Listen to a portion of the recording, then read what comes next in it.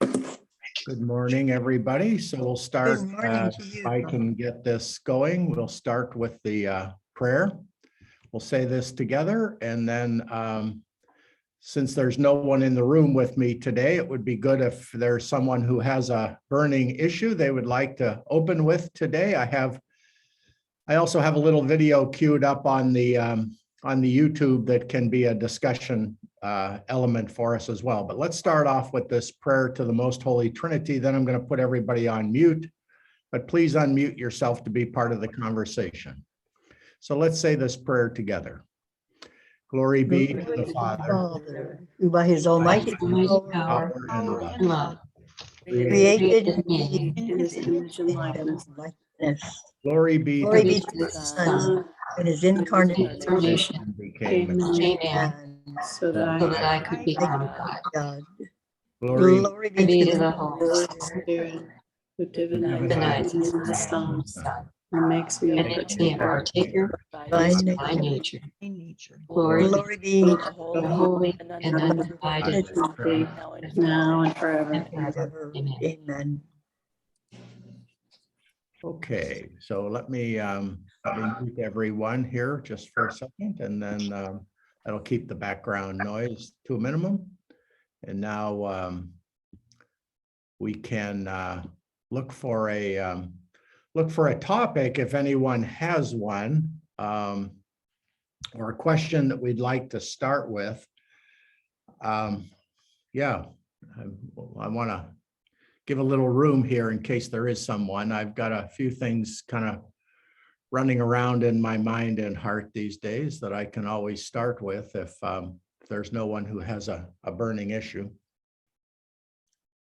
I wouldn't say that mine is a burning issue, but I have been listening differently during the Eucharistic prayers, and there's one point where it talks about, for those who have been pleasing to you in this life. And it has all of a sudden started bothering me to hear that that he would grant admittance only to those who have been pleasing to him in this life. Good for you. I'm glad it's bothering you. It was almost as if it was the first time I heard it, but it wasn't. I had just always kind of glossed over it. So anyway, that was just my. That's great. Thank you. Weighing on my mind. Just the spark we needed. Yeah. So a couple things maybe to say about that. So Cheryl says she noticed, she's starting to notice maybe for the first time, even though she's heard the words a 1,000 times before. Say the exact words again. Those who are pleasing to you. Cheryl, could you rephrase the line? Oh, I hear it as those who are pleasing to you in this life. Yeah, those who are pleasing to you in this life. And that, so a couple things to say about that. Number one, that line is now beginning to feel like a little bit of a fly in an ointment to you. So then the question becomes, what is the ointment that allows that fly to appear? You never noticed that line as a bugaboo before. So the question emerges, what is it in you, or what is it in general that would make a line like that troublesome? And of course, the bugaboo is that it tends to picture a God who has favorites, probably based on the behavior of those he's observing from a certain standpoint. We could probably say a lot about that, but in any event, if a line like that does not bother me, it's only because my preconceptions about God seem to make it sound okay. But if my preconceptions about God or my vision of God or my vision of God's purposes begin to expand beyond the good and the bad, once the categories that we divide things up into, once the world of judgment begins to dissolve, then the grammar of division, or the diabolos, the divider, begins to trouble us. So the troublesomeness in your spirit arises from an expanding view of God in the direction of divine mercy. And that kind of dovetails with, I wish there were a few people in the room here. I'd like to talk to some actual present faces, but it's good to, I can watch you on the Zoom as well. You know, as we were saying the prayer today, glory be to the Father who in his almighty power and love created me in his image and likeness. Let's just take that little first little stanza of the prayer here. What that and I wrote this prayer, and it's coming out of a sense of who God is and who we are to God. But the first thing, if that rings true with you, and I don't know that there's a scintilla of Catholic theology in light of which that would not sound perfectly orthodox. God created me in his image and likeness by his love and his almighty power. That means that my entire existence is created by love for love. And if I come from an infinite wellspring of love, every fiber of my being, down to the most minuscule micron of spiritual substance in me, must somehow inhere in that uncreated source of love from which I come. Does that make sense to people? You see what I'm saying? I am a being of love from an uncreated mystery of love. I never want to, and I encourage you never to try to reshape your grammar about God such that you never talk about God as an object. So that's just a little aside there. So I am created as a being of love, not by a being of love. I'm created as a being of love. I'm created as a finite instance of love from an infinite, uncreated mystery of love. That's the closest I ever want to get to talking about God as a something, because God is not a something. Everything that is created is a thing, is a substance, is a kind of object. And it is true that there are distinctions that can be seen among objects. Trees are not elephants, and elephants are not human beings. There are different kinds of substances. I'm using scholastic language now to describe created things. But there are different kinds of things. We can easily break them up into species and genres, even though all those categories are relatively arbitrary based on mental concepts that are imposed upon them. If we could see the entirety of created objects from the standpoint of the mystery, which is exactly what will happen to us when our soul separates from our body. If we could see the whole as God sees it and as God created it, we would see the multiplicity, but the overwhelming impression we would have would be the oneness and our place in the oneness. And we would also see that oneness of all of creation, all the universes that are created, all the molecules that are created, all the people that are created, all the puppy dogs that are created. We would see the infinite variety, but we would be more overwhelmed by the connectivity of it all, because it comes from the one who is three distinct mysteries within a single mystery, the most holy Trinity. Okay, so the mystery of God is perfect unity, perfect oneness, admitting of a mysterious differentiation at the same time. Gee, even with people not in the room, good things happen. So this is good. So we come from a mystery, again, a mystery. Even that's a little more of a nounish way of talking about God than I desire. I mean, the greatest mystics of the church, beginning with Pseudo-Dionysius in the 4th century, have always said any name that you can use for God is necessarily deceptive. It cannot and does not, and it has no way of capturing that which precedes it in mystery. but we use these phrases because we have nothing else. But we must always speak of God in a very kind of untoward way, because none of the language that we use in this world applies perfectly to God, even though it does bear a kind of analogical resemblance to him. We are, when we say someone is good or someone loves or someone is powerful, we know what those words mean. And in some distant sense, they also apply to God. But whatever God is, in terms of those adjectives, he is in a supereminent way, as St. Thomas said, a supereminent way, in a way that we cannot imagine.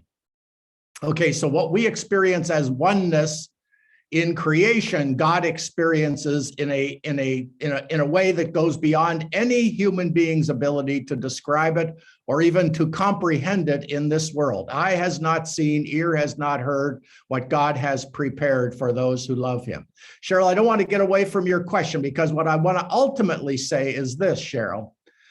Once I realize that God is all love, and once I realize, as Jesus told us time and time again, even though the message of the gospel has still not yet begun to be heard in the Christian church, even though Jesus told us in multiple ways and almost at every turn in his ministry, my Father's love falls on what you people call the just and the unjust alike. My Father's love falls on what you people call the good and the bad.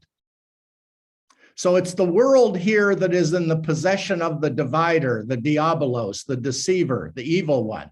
It's the world that's in possession of Satan and all his minions that forms our mindset in such a way that we break up things into those who find favor with you and those who don't find favor with you.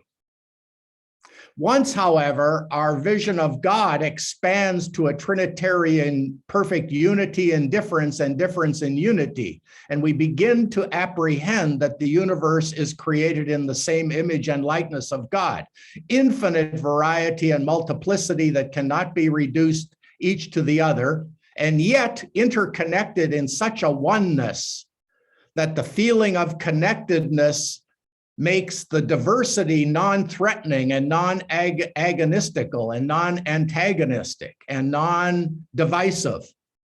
Once we begin to perceive that in God, differences are not divisions, they're demarcations of differential beauty. Once we begin to apprehend that, we see that so when I hear that line, Cheryl, and I recall that line from the liturgy, those who find favor with you, and I go back to our prayer, stanza 1, I say, that's right, all those who find favor with you. The point that the ordinary Catholic doesn't realize is that every person and every amoeba ever created finds favor with God. How could it not? He created it for himself. And I often come back to that line too of Jesus, if you who are evil know how to give good things to your children, how much more so will my heavenly Father give the Holy Spirit to those who desire it? Okay, so, and I want to move on to this. So I hope that's helping.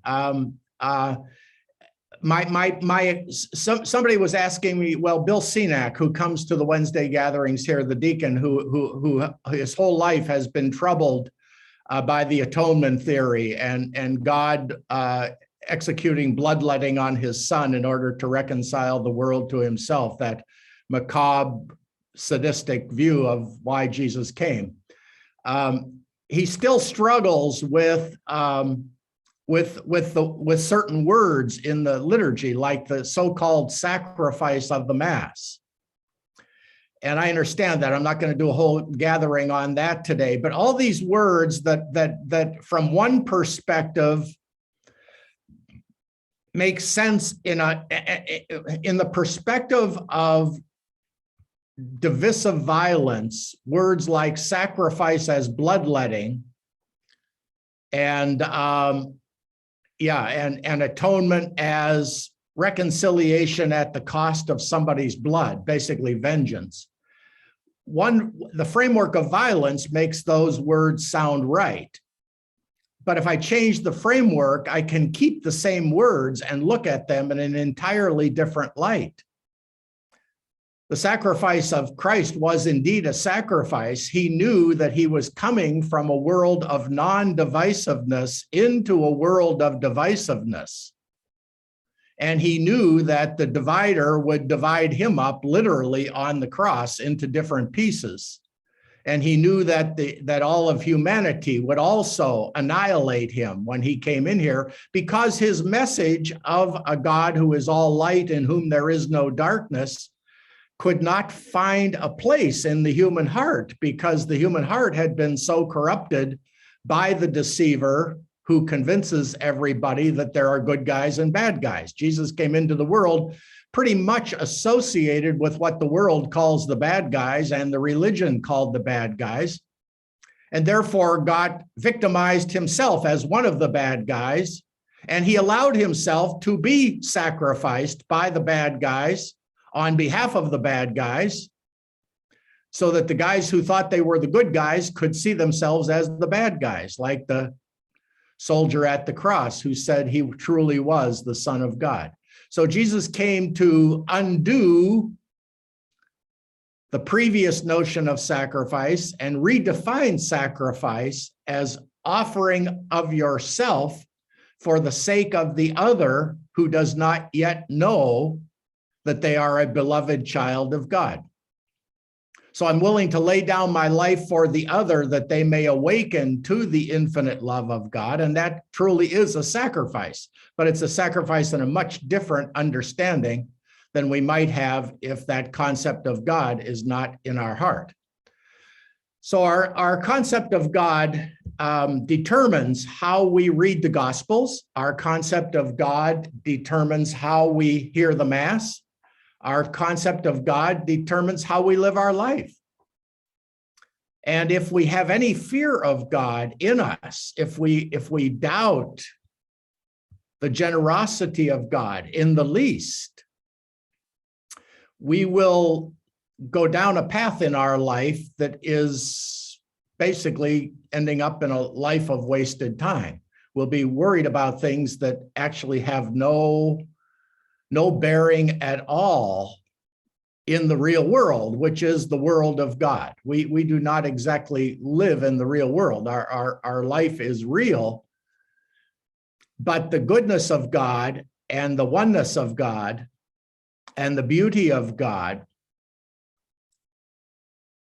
which is the source of our own goodness and beauty and life. We are created as beings of light from the source of all light, in whom there is no darkness. The darkness is the deceptive thinking that we bring to our lives that causes us to divide the world up into good guys and bad guys. And once that darkness is lifted, now again, when the darkness is lifted, it doesn't mean that I don't recognize that in this world, there are people, for whatever reasons, who are dangerous and injurious to human health and human welfare. There's no doubt about that. But knowing that is to have the wisdom to know how to be prudent is far different than being lost in darkness where I play God in the lives of other people. And that's a subtle difference, but it's at the essence of spiritual awakening. So once I awaken to the infinite goodness of God and my infinitely finite goodness, I am not God. You and I are not God, but we are created as substances, as individual entities, as beings of light, as beings of love through and through. And everything that we call sin comes from the fact that we are deceived about ourselves, we are deceived about God, and we are deceived about other people. We're deceived about everything. And when the veil is lifted and we see the truth for what it is, we will understand everything perfectly, and we will forgive everything perfectly. Something perfectly understood is something perfectly forgiven. The problem in this world is we don't understand perfectly. We see, as St. Paul says, I see through a glass darkly, dimly. I see figures. It's like that guy Jesus cured from his blindness. He said, do you see anything? He says, yeah, I see figures, but they look like big trees walking around. That's how we see things. We see things we do not see as God sees. How many times does the scripture tell us this? Isaiah says, my ways are not your ways. As far as the heavens are above the earth, so far are my ways above your ways. Jesus says to Peter, get behind me, Satan. You are thinking as human beings do, not as God does. Have within yourself, St. Paul says, have within yourself the mind that is in Christ Jesus. Well, short of a total conversion, we don't have that mind of Christ within us because we don't come from the Father in exactly the same way that he comes. But we are begotten by God just as Jesus is begotten of God. Jesus is God of God, light of light, true God of true God. We are those who are begotten by the Father through the Son in the Spirit for the glory and praise of the Father, Son, and Spirit. We are created as beings of light and love to reflect and to be filled with and to be partakers of the infinite light and love of the ones who created us. There is a oneness within the Trinity, and there is a oneness not only in all of humanity from the beginning to the end, but there is a oneness with humanity with all other created entities in one single symphonic created expression of Trinitarian praise. So if I start with that vision, then, and I have to start with that vision. See, I have to start with the end in mind. I have to start with my destiny in order to understand my beginning. We are created for glory and we are destined to glory. And once I realize that those two poles of my life are unalterable because of the one who made them, then I can begin to see that the life that I enjoy between those two poles becomes both a gift and a challenge, in that my purpose in life is to live and to assent insofar as it's given to me with my limited knowledge and clouded will. I want to live as much as I can with what I have and what I know and what I'm able to do in concert with what I understand to be my final destiny. God desires that all people be with him and come to the knowledge of this truth.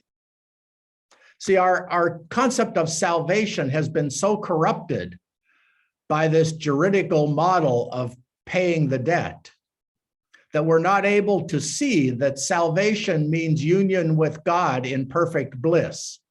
It's perfect understanding, it's perfect appreciation of the giftedness of our being, and in that appreciation is perfect bliss, where I look at every other person as equally and marvelously created for no other motive than God's own joy and glory from the very beginning. There is no other reason that I exist than that God desires to delight in me and give me a share in God's own intertrinitarian delight. That's why I'm created. And I am destined to experience the fullness of this, and he places me in this finite world to dispel the darkness among human beings who have not yet had that revealed to them through the only begotten Son of God who assumed flesh in the womb of Mary. So Jesus comes to be the visible instantiation or expression of who we are and where we are called to go and with whom we are called to do it. And that's why we call it glad tidings. You know, the whole point is that Jesus brought into the world an unalloyed vision of God as light and love, in whom there is no darkness. That's how John would later write about him. In him was the fullness of life. We have seen it, we have touched it, we have known it, we are bathed in it. St. Paul was bathed in it on the road to Damascus. And, you know, you've heard me often say about my fascination with those who have had many of whom who have had no religious upbringing at all, which is increasingly the majority of the world with the millennial generation. Many who have had close encounters with death or have been momentarily, the veil between this world and the next has been removed. Almost to a person, they speak of a revelation of divine love that relativizes all the judgments that people make and render them essentially ludicrous, change their lives completely, and implant in them a vision of the oneness of humanity and of their oneness with God, even though we are creatures, not God. But we are gods, small g, gods in God, as the early church fathers said so consistently. Human beings are gods in God. All creatures are in God, but we are in God in a special way. We are in God as his image and likeness. And so our goal in life is to ask God, really to ask God, because God does it all. Everything we have comes from God. Even our desire to do good comes from God. God is the good that makes all of our good acts possible.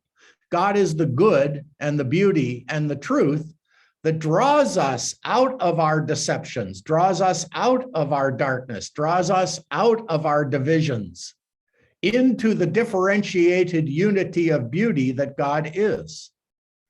And God is always acting as that magnetic power to pull us out of the quicksand of our judgments and of our, basically of our thinking. The mind is the devil's workshop. The mind is the divider's workshop. The heart is the dwelling place of God. That's why prayer has to move from thinking to being. I have to move from here to here. I have to move from my head to my heart. So with that, I'm going to share this screen here. Let me just do this, because otherwise if I get off. So I'm going to play here about 12 minutes of a video of a person who not only had no Christian experience growing up, but when she did get exposed to the Christian church, she got exposed to the worst version of the atonement theory, where God demands the death of his son to compensate for the sin of Adam. And with that, she chucked out the whole enterprise. But she had an operation where she had either died or had a near-death experience, and she recounts her experience. I'm just going to play a little bit of it. And I want to say again, especially for those who may watch these videos later on YouTube, we put no great stock. There's no doctrinal or orthodox stock that I'm putting or endorsement that I'm giving to these near-death experiences. I do want to say, though, that because of the lack of motivation of people who have these to propound or to endorse any specific viewpoint, some people with no religious education don't have the categories to express what they're experiencing to begin with.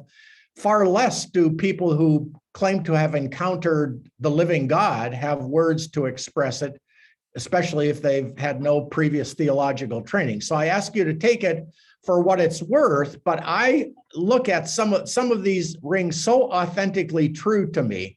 And they dovetail with what Christ is trying to reveal to us in the glad tidings of the gospel, that I can't help but experience a kind of divine bliss sometimes when I'm watching them. So here's one just of 12 minutes, then we can chat about it.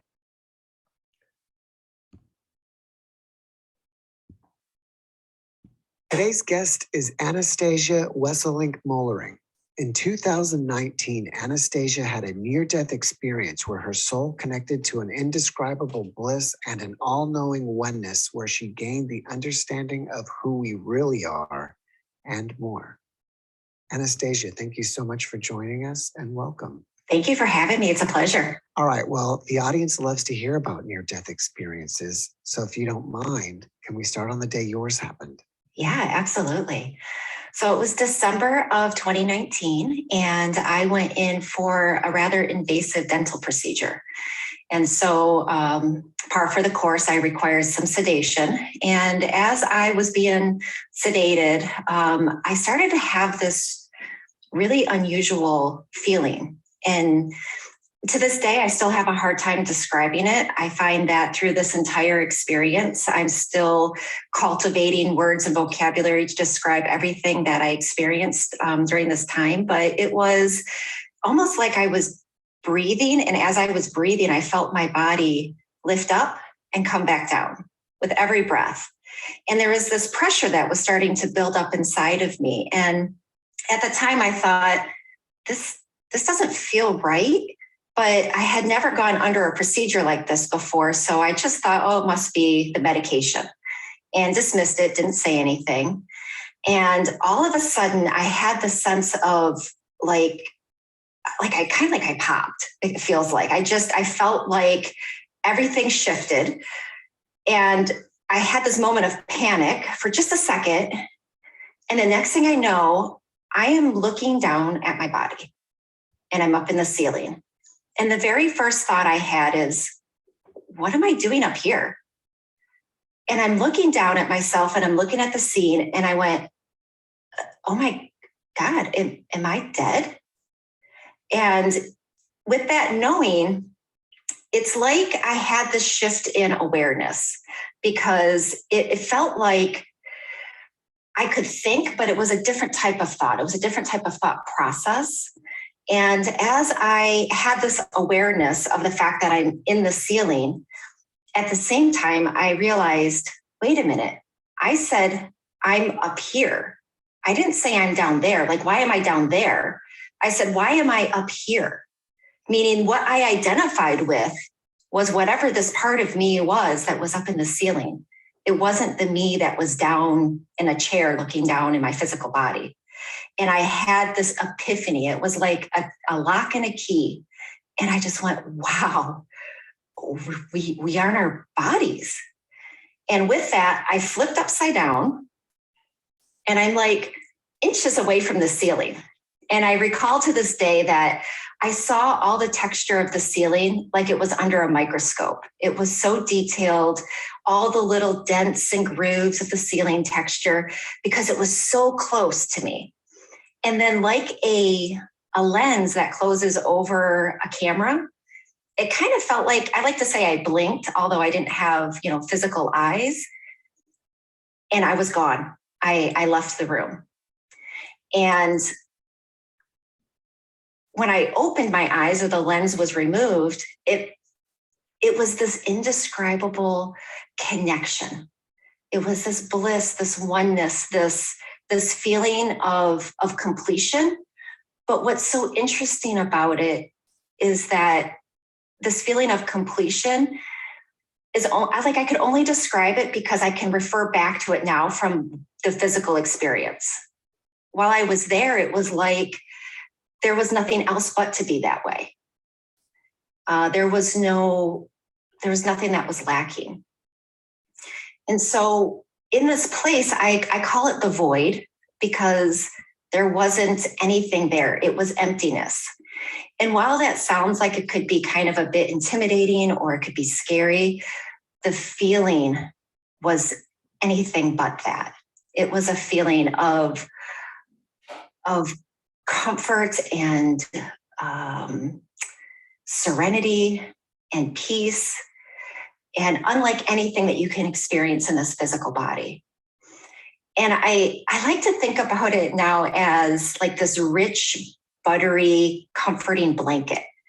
And even though it was like a void, it was a void of anything that wasn't complete. So it was like everything that was there was absolutely complete. And I had this growing awareness that I knew everything there was to ever know in the whole universe. And what was interesting was in this place, there was no time. So everything was happening in my awareness at the same time. It wasn't, we can talk about it and I can talk about it linearly, like this happened and then this happened. But in the experience, it was all happening to me at the same time. And as I was becoming aware of this knowingness, I realized that everything there was to ever know in the entire universe was available. And now I think about this in such a way where if I were to try to describe it, it would be as if you could download the entire internet that had ever existed from the beginning until the end of time and just have it in your knowing and your awareness, and you can access it instantly. And as I started to connect to this, it was like I had started to develop like a 360 vision. And I was seeing through the eyes of every single living thing in every single moment from the beginning of time through eternity. And I say beginning of time like in the figure of speech because there was just no time in this place.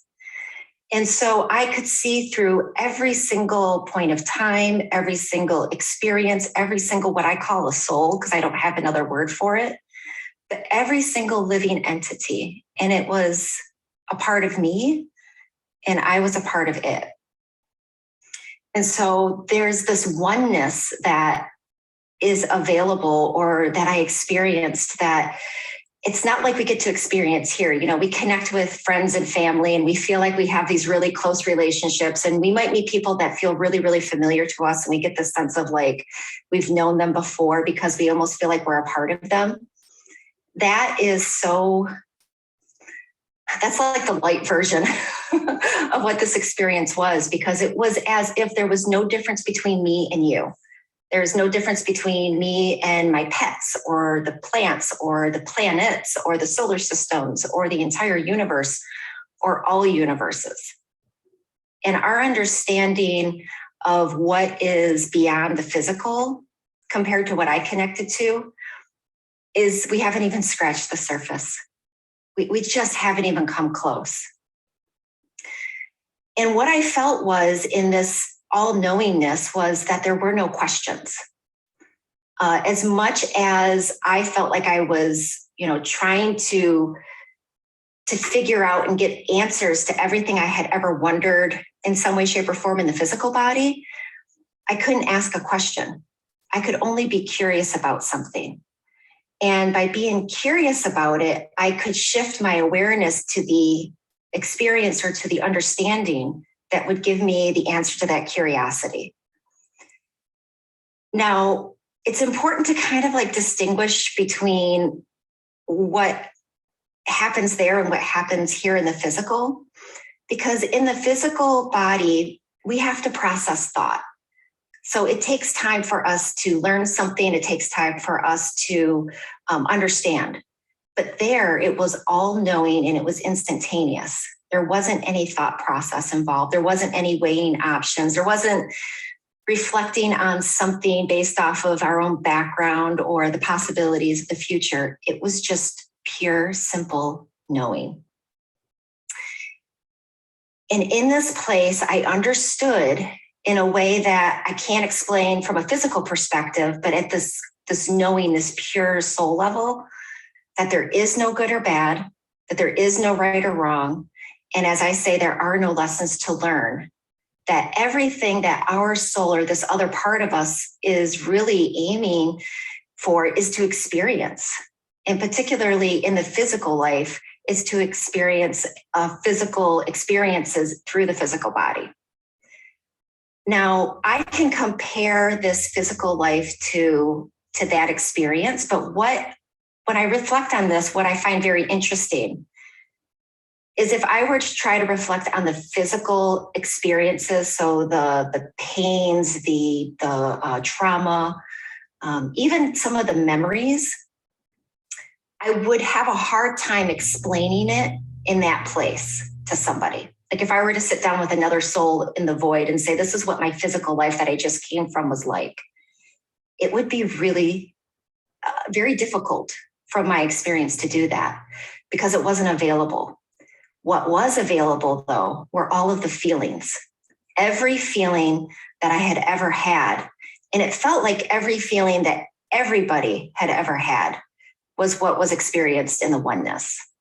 And although there's a lot of pain and trauma that we can experience here in the physical, what's available to us through this void or this oneness that I connected to, the love is so unbelievable and so complete that any trauma or any pain that we may experience or that I experienced in the physical life just wasn't accessible there. It was like it. I don't want to say it didn't exist because I feel like that invalidates us and our experience here, but it feels like I didn't carry that trauma or that pain into that experience.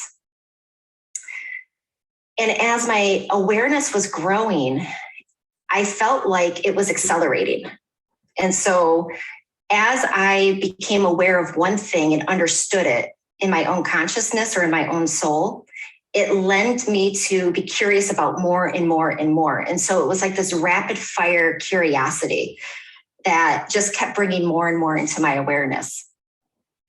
Now, at this point, I could not tell you if I was gone for a second or if I was gone for 30 minutes, honestly. It's impossible for me to say because there wasn't time.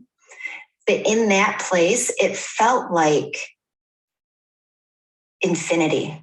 It felt like there was no end to who I was as part of this oneness, and there was no end to the oneness. Like the oneness continuously expanded endlessly. And So I'm going to stop it there. And, it goes on for another 30 minutes or so. And if you want, email me, I'll send you the link if you like. And there's a lot to like about that video. One of the things I love about being Catholic is that as Catholics, we should be able to listen to what frightened people might call bad things or new agey wacko. We should be able to listen to anybody's perspective and integrate it with the vision that we've been given as Christians of our life in God.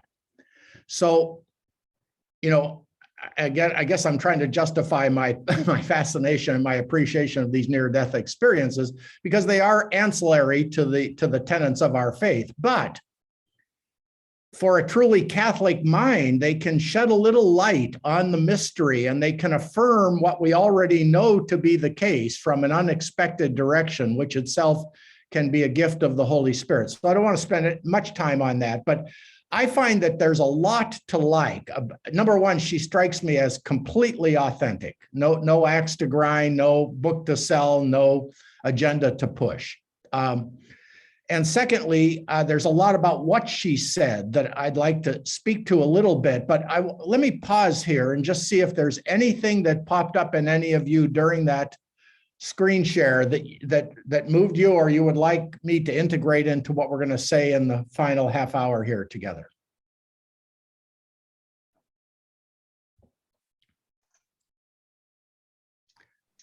Yeah. I have a question. Yeah. Now, I'm new at this near-death experiencing videos or even just, listening to it. But I found it very interesting how when she was in this oneness that she had her feelings and then she was feeling about the past and she was feeling about others' feelings and then reasoning. And that's kind of different how I would think if someone dies, other than just that reconciliation. So that's what really popped out for me, because she was in this oneness and all knowing, but then she was aware of the past. And so I just thought that was interesting. That touched me. Yeah, thank you. What I took to be the essence of what you just alluded to there was that, this is the thing that I kind of wanted to talk to moving forward in our gathering today. One of the things she said was, in that world, which I take to be the world of God, in that world, there were no questions. Everything was understood. I mean, at least everything was available to be understood. I think she talked about, as I became curious about something, my mind was directed to the infinite wealth of knowledge about it. There were no questions. There were no doubts. There was curiosity. There was an expanding desire to know more. The line that came to my mind as I was listening to this for the first time, where she talks about our questions going away, our traumas. Again, she said, I don't want to minimize the trauma that people experience in this life. And that's very true. This is a difficult thing to talk about when you talk about the redemptive love of God, whether it's in a universalist key, as I talk about it, or in other keys. It's two things are simultaneously true. Evil in this world is real, such as it is, even though it's an absence of good. So it's not really a some thing. But the effects of evil are very real. People have suffered child abuse, et cetera, et cetera. That's very real. And not for a minute would we want to minimize the pain or trauma that anyone has suffered. And all of us have suffered some kind of trauma on a continuum from mild to horrendous. Everybody has. That's the nature of being human. We hurt each other, sometimes grievously, sometimes mildly, but we all hurt each other. The other simultaneous truth is that in the experience of God, all of that trauma is integrated and resolved and understood and forgiven and healed almost instantaneously. It's the trauma that we feel and the problems that we experience in this life and the questions that we have become moot in the next world. They become relativized. There's such an awareness of the goodness. And it's from what I gather, it's also retrospective. In other words, the encounter of God at the end allows us to look back on our lives from the very beginning and see how even the traumatic things in our life worked for good in our lives and in the lives of others in the overarching mysterious love of God. And in that comes a release and a kind of bliss. Now, is there pain involved in that at the same time when a kind of life review is given to me? Probably. There's probably a kind of purgatory or hellish embarrassment, shame, guilt. Who knows what it is? There is, everybody, even mystics have said there is a purification that takes place. As I listen to these near-death experiences, that when people are dying, they seem to have a moment of alarm, a very brief moment of alarm when their soul is separating from their body, and then almost an instantaneous experience of all knowing, all connectedness, and all bliss, usually not absent a life review of some sort. And that would be where our traditional doctrines of hell or purgatory would have some kind of application. But I am of the conviction, as you heard her echo in this talk today, that because God is all perfect love, whatever purification process is to take place, because there is no time in the other world, it seems to me that it takes place simultaneous with, or is of a piece with, the new awareness that a person has of their place in the oneness from before the foundation of the world. That's how it seems to me. But I want to comment on this because, Nance, I think you asked me this in one of our other conversations, and I've alluded to this before, and I don't want to get too much into the philosophy of it again today, Number one, because of time constraints, and number two, because it's not easy to describe without putting you to sleep. But one of the things that you've heard me say in the past is that, well, one of the things you've heard me say, let me just put it out there, and then I'll try to unpack it. I'm looking for the right way into this topic. In patristic, early Christian thought, there was a great saint named Saint Maximus the Confessor, and he said, Jesus is.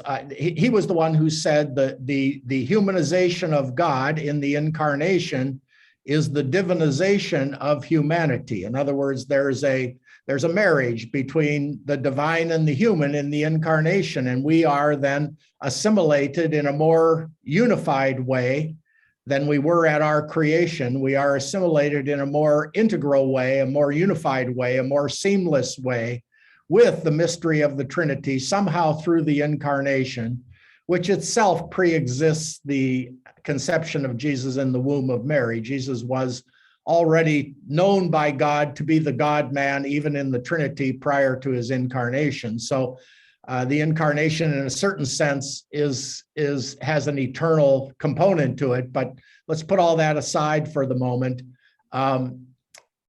so that God became man, so man could become God. And in light of that, Saint Maximus, and other saints as well, but Maximus said it the most clearly. He said, the man Jesus, the human being Jesus, had no gnomic will. Okay, that's the early church language for what I'm about to talk about. He had no gnomic will. What's a gnomic will? Well, St. Maximus distinguished between our natural will and our gnomic will. Okay, what's our natural will? Our natural will is that which gives its assent. The will is a little bit like a blind man following somebody who can see. And what is the part of us that can see? The part of us that can see is our intellect, our mind.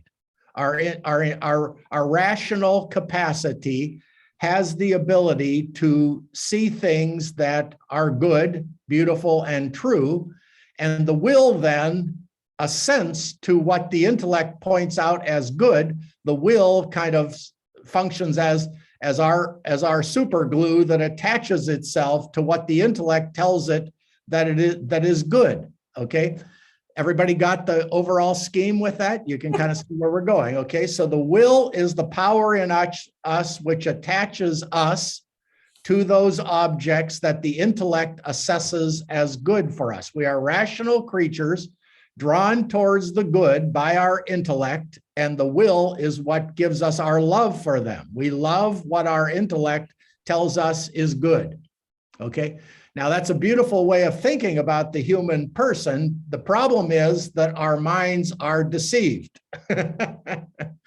Okay, so we are in the realm of the diabolos here, who is the deceiver. So our minds are not the mind of God. Our minds are the minds of human beings.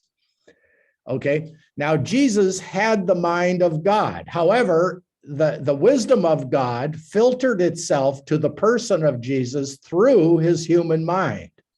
But his human mind had none of the darkness that we have. It did not possess the infinity of God's wisdom. Let me put it this way. It did possess the infinity of God's wisdom, but it did not present the infinity of God's wisdom to the man Jesus in the same way that it presented it to him as the eternal word before he was assuming human flesh. Does that make sense? Makes sense to me. So I'm going to ring the bell. Okay. Okay. So Jesus has the wisdom of God. He has a human mind, but it's unclouded by the deceiver. It's unclouded by doubt. It's unclouded by hesitation. In other words, Jesus never had to, another word for gnomic will is the deliberative will. Jesus never had a need like we have to deliberate among options. If you gave him 3 options, he would have no options. He would know immediately because he was the good attached to the truly good.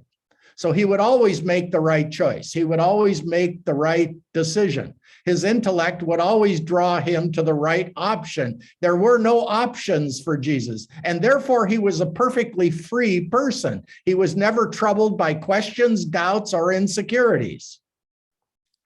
There were no questions for Jesus, but he knew that for us, all there are questions and all there are objects. And we have defined freedom as the ability to choose among many options, when in fact, freedom is just the opposite. Freedom is knowing what is, freedom is automatically knowing what is good and not even needing to spend any time thinking about it. Okay, but we are not in that position unless we have the mind of Christ, because our minds are darkened by sin and imprisoned and in slavery by the deceiver and the divider. So you could almost say all of our decisions are de facto wrong just by virtue of who we are. And that's what St. Paul was getting at when he said, living under the law is a curse. But living under the flesh is always doing the wrong, because you're thinking with the mind of the flesh rather than the mind of the spirit. Okay, all of that. Let me give you an example of having no gnomic will, or how a sinful human person would experience a situation in which they have no gnomic will.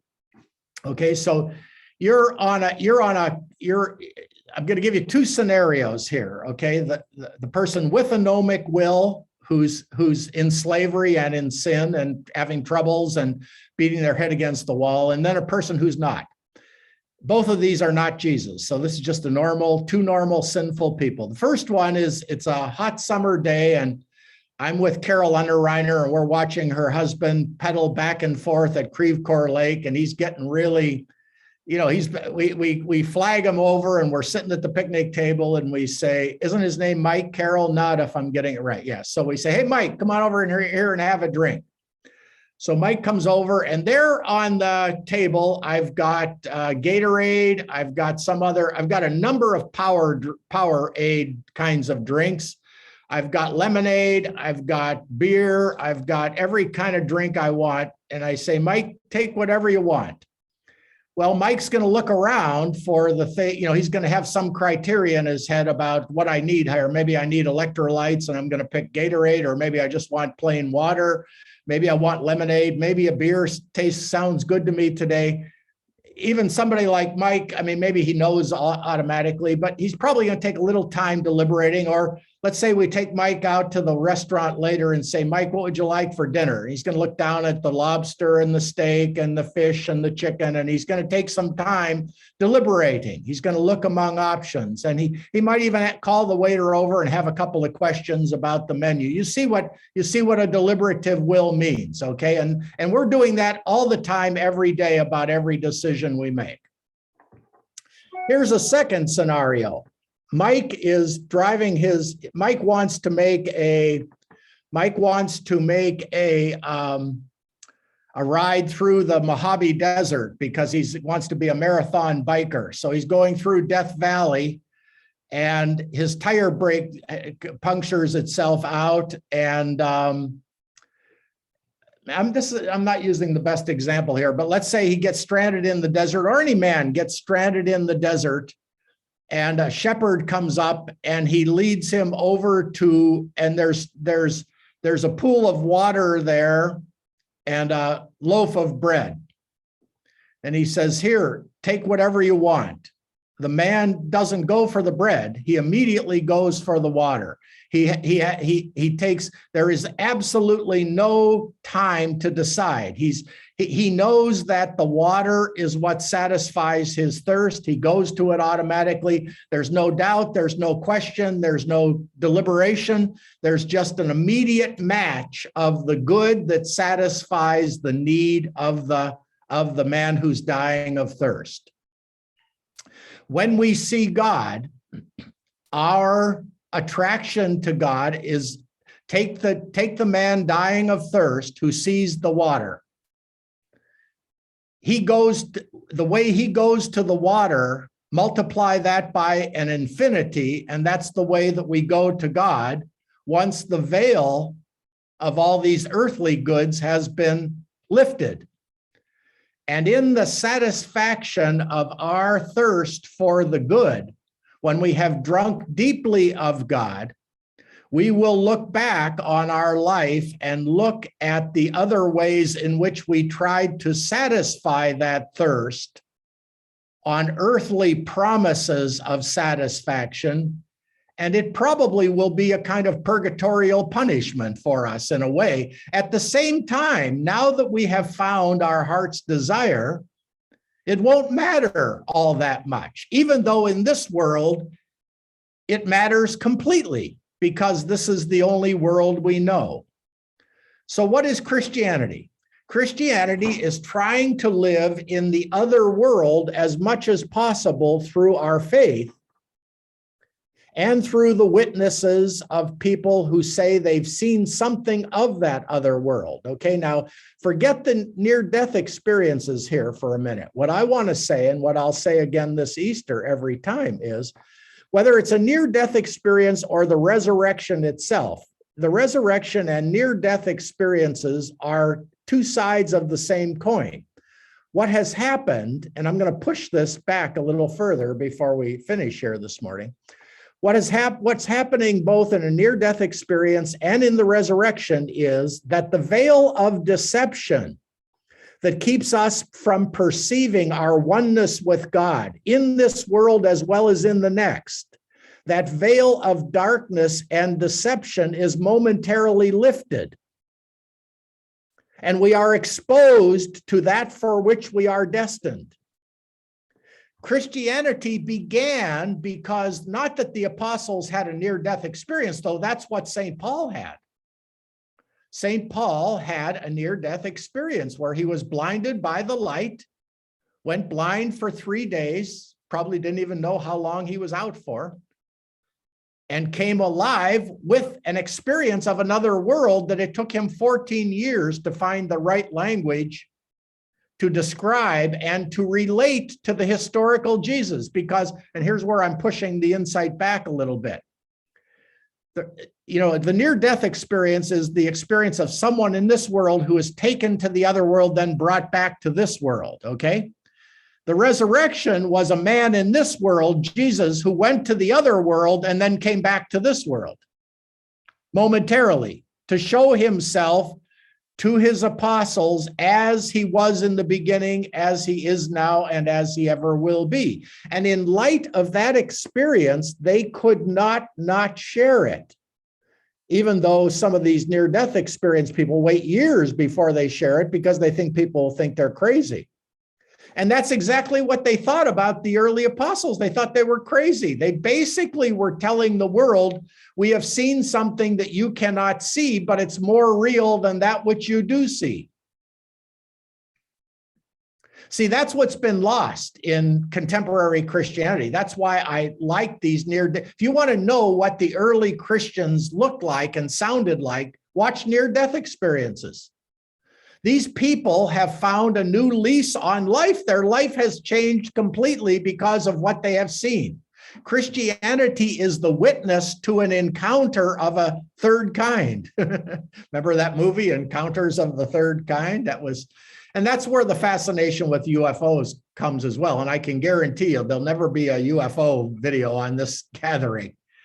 But I do find enormous credibility in these near-death experiences. And I think it's basically a lighter version of what the apostles experienced in the resurrection.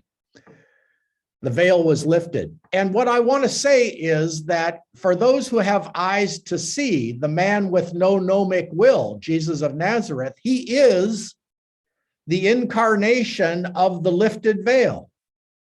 If you want to know what God is like, just watch and listen to Jesus. He goes to the lowest. He goes to that which the world despises to bring blessing and healing and life. There's no person created by God that God does not love with an infinite love. There are many creatures who don't know that. most of humanity doesn't have the faintest clue about their oneness with God or the oneness with each other. And it's not, by the way, and it's not until I realize in an experiential way my oneness with God that I will be able to see in a very real way, I am you and you are me. One thing that is consistent in these near-death experiences, and it was very curious to me, because if I had not heard this theme recurring throughout the 100 or so videos that I've watched, I would have dismissed them all as New Age nonsense. But I haven't found one yet. In fact, I called a guy personally whose video I heard a month or so ago, Peter Panagore. I spoke with him. He was a former minister. And I asked him, Peter, I said, I have to ask you one critical question. I said, I believe everything you're saying. It has moved me deeply. I'm very edified by it. I'm trying to find a way of integrating this into my teaching, not so as not to scare people, but to affirm their own belief in God's infinite presence and love. I said, but I have to ask you this. When you went into the world of God, you talked about your false self dissolving and being revealed to you as basically nothing, as complete nothingness. And by false self, I meant all the artificial constructs and labels we use for ourselves to think of ourselves as a wife, as a housewife, as a teacher, as a priest. All those false identities are nothing. They literally are illusions compared to the person that God made me to be. But Peter, I said to him, I have to ask you, is it not also true that while your ego or false self or sinful self or fleshly self, I mean, Paul used different words for it, Thomas Merton uses different words for it, Sigmund Freud used different words for it, whatever you want to call that exterior false identification of posturing in this life, when that goes away, is it not also true, Peter, that in the mystery of God, and in your oneness with God and your seamlessness with God and with all other creatures, is it not also true that you retain a sense of your own unique identity, even if that identity does not have the name that you walked around with in this world? And he said, I've never heard it put better. He said, I wished I had been able to say it that way. And I say that because New Age philosophy and some versions of Hinduism and Buddhism also speak very eloquently of the oneness of humanity and the world with God, but they tend to conflate the two. They tend to identify the two.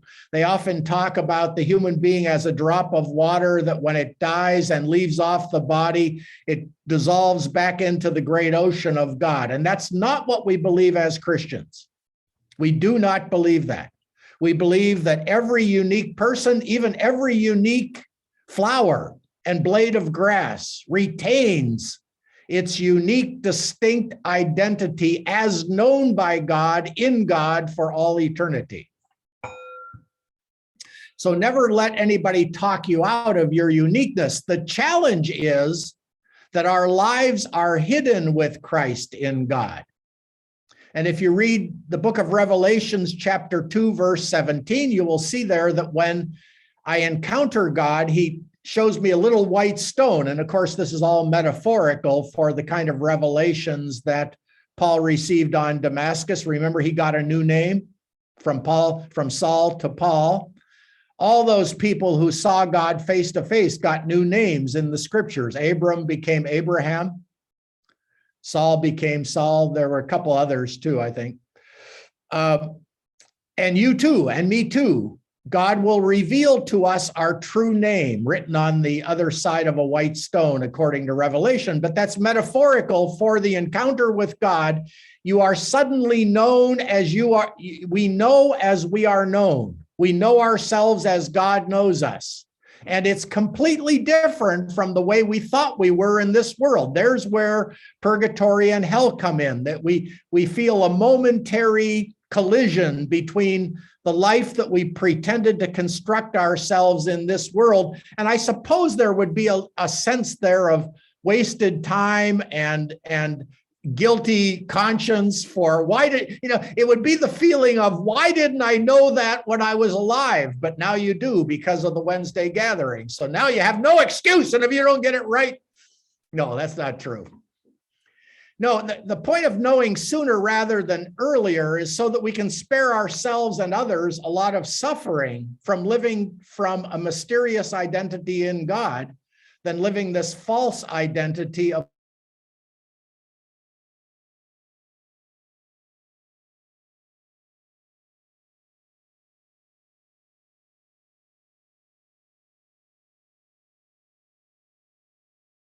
what's, even though we exist in a finite mode, we are given a share in the eternal life of God.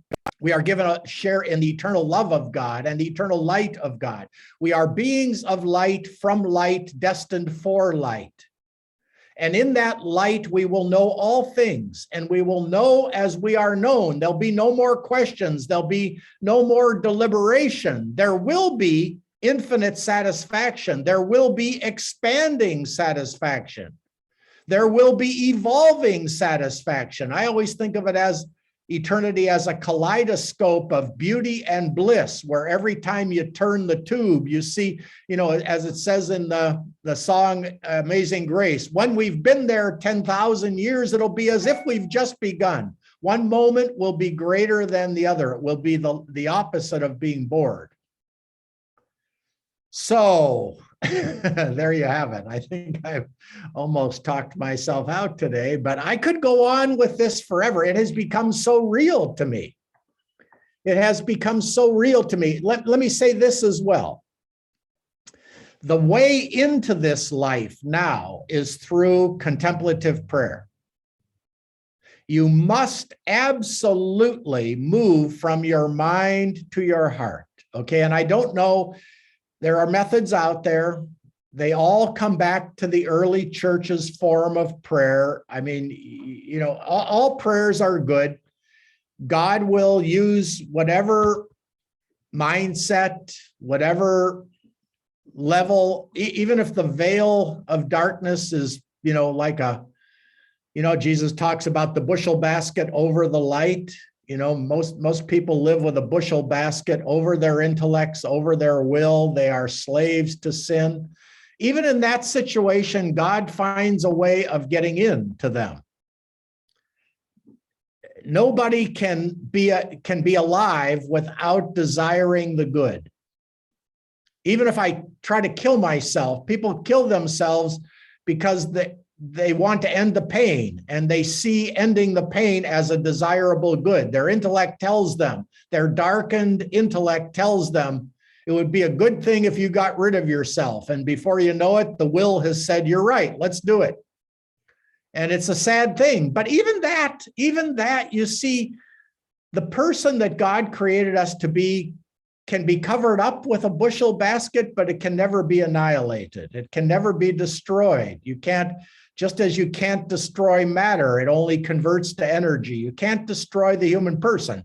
That's what Jesus meant when you said, don't be afraid of him who can destroy the body. Be afraid of him who can destroy the soul, by which he means, excuse me, beware of him who can deceive you about your true destiny. That's soul killing. That's soul. It's not annihilation of the soul, anything but it's soul killing. It's hope killing. It's joy killing. The sure way you can tell that somebody is still in the darkness is they have no joy.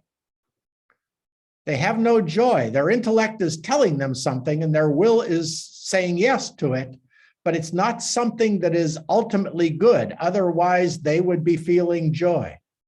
When I do the right thing, even when it brings me harmful consequences, I feel a kind of joy because I've done the right thing. Doing the right thing always brings bliss, even if it brings suffering.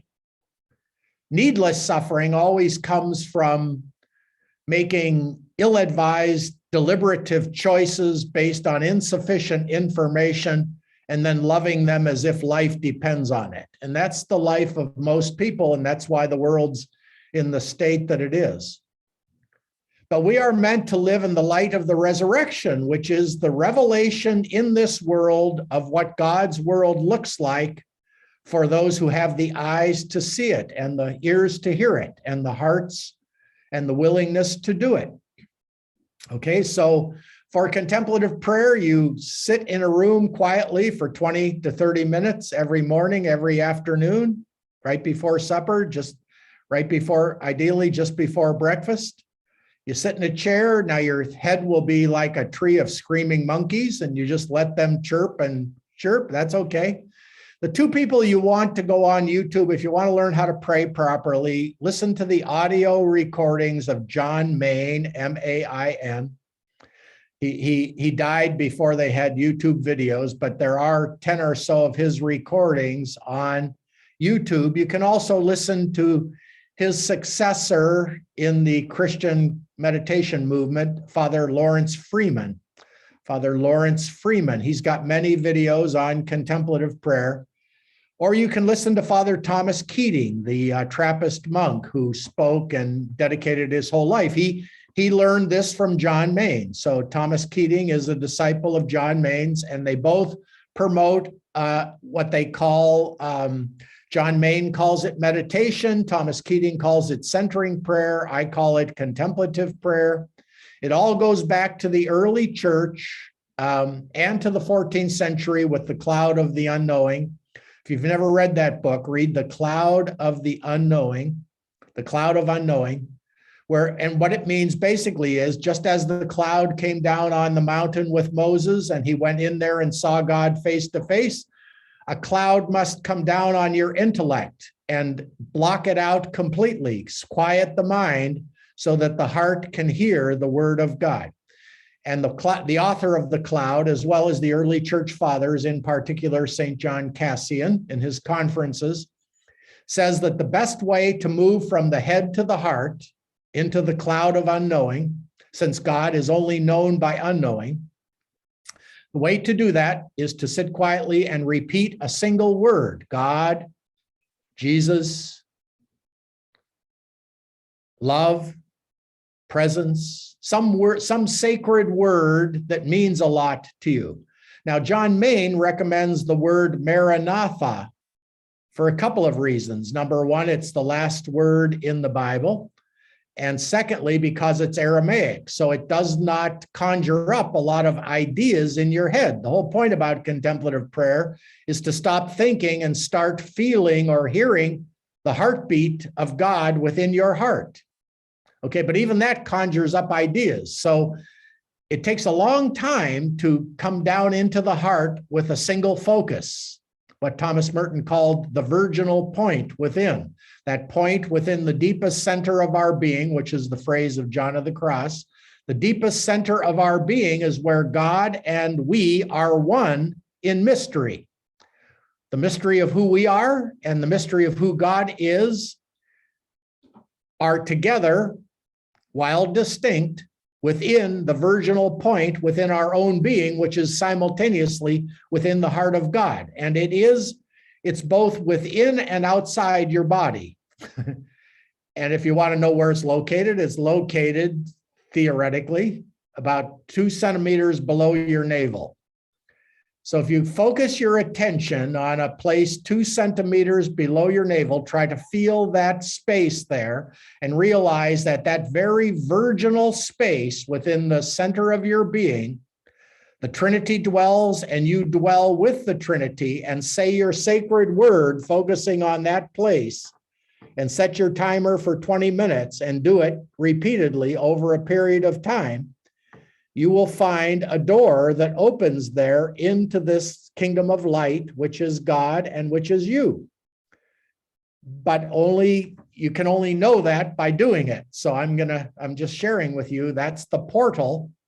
Remember in C.S. Lewis's Lion and the Witch and the Wardrobe, they went into the wardrobe and they went behind the clothes and opened the secret door and went into the land of Narnia. Well, that's an image for going into the virginal point of your soul with a sacred word, holding on to the sacred word as your guide. Just repeating the word. Whenever your mind starts to think about what's for dinner, go back to the word.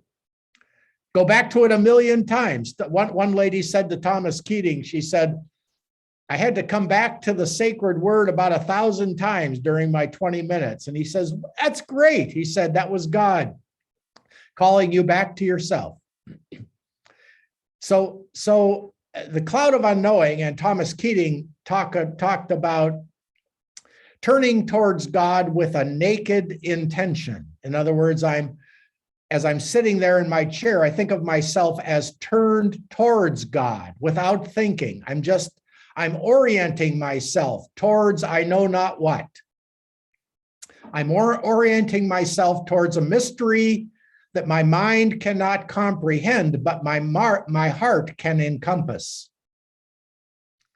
I'm just giving you all the ways of thinking about this, but the real practice is finding a sacred word that works for you, focusing your attention on the virginal point in the center of your being, and repeating the word, orienting yourself, just trying to aim your whole being towards God, whoever God is and whatever God is. That it's a cloud of unknowing. I'm entering into a relationship that no eye has seen, no ear has heard, nor has it entered the human mind what God has in store for those who try to be present to him. So this is the way to enter the kingdom of God before you have a near-death experience or have a death experience. Listen, when you die, it'll be like a comma, not like a period. The moment you die, you'll say, oh, that's who I really am. Why didn't I know this sooner? Why didn't I? But we do know it sooner. Can we live it in the same fullness as those first apostles who saw it right in front of them? Yes, I believe we can. But I have nothing to evangelize about unless I have an experience of God. I can't give people just my ideas of God. I give you a lot of ideas about God on this video, but I give them out of my experience of contemplative prayer and of what comes to me as I watch videos like the one we saw a little bit today. It brings me a share of that bliss. I know what divine bliss feels like. I know what divine light feels like. You all know what it feels like too. We've all had glimpses of it when we didn't care whether we died or not. We were so happy. We just got, it could be a grandchild. God uses all kinds of objects in this world to give us a little taste of what's ahead.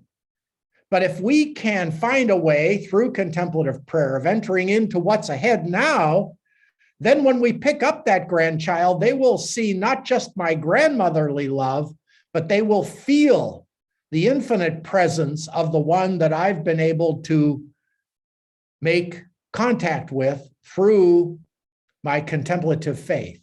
Again, contemplative faith is opening to God without pretending to know who God is or what God is like.